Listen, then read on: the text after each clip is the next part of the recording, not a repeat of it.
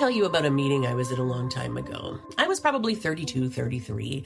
I had built something real. My partners and I had built something real. We had a team, a track record, a point of view that was working. And I was sitting in a room full of people who had bigger, fancier titles than me. And I said something true, something that needed to be said. And the room went quiet in that particular way that rooms go quiet when someone has just said the thing that everyone was thinking, but no one was supposed to say out loud. And afterward, someone pulled me aside, someone who meant well, I think, and they said, "You need to be more careful about how you come across." I remember thinking, more careful than what? More careful than honest? More careful than right? I didn't say that. I smiled and I nodded and I walked back to my desk. But I never forgot it. Because what that person was really saying was be smaller, be safer, be easier for us to manage.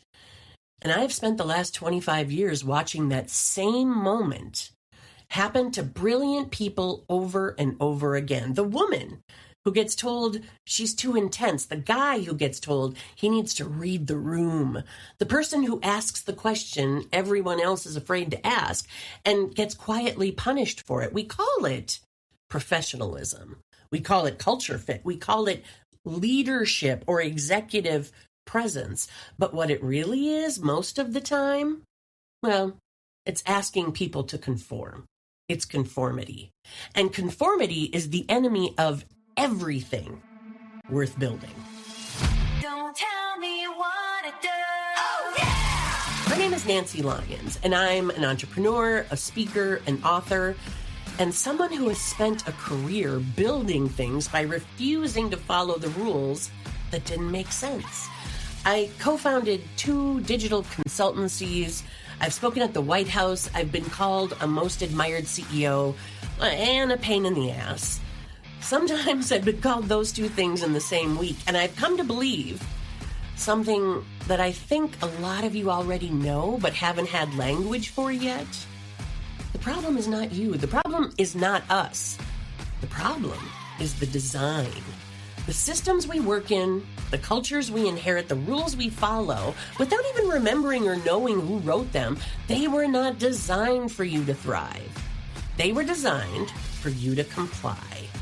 And the people who build the most interesting things, who lead in the most human ways, who create work that actually matters, well, they all have one thing in common. At some point, they stopped following the script. This is Don't Tell Me What to Do. It's a podcast about power and systems and the quiet pressure to conform. It's a cultural interrogation of the rules we follow without remembering who wrote them. Every episode, we're going to take one of those rules apart. We're going to look at it and where it came from and who it serves and what it costs the rest of us. And we're going to talk to the people who have had the courage to do it differently. The rebels, the builders, the leaders who chose to be themselves when the world was telling them to be something more manageable. We're not here to give you a 5-step plan. We're not here to tell you what to do. We're here to give you better questions and maybe a little permission to trust what you already know. Don't tell me what to do. Don't Tell Me What to Do.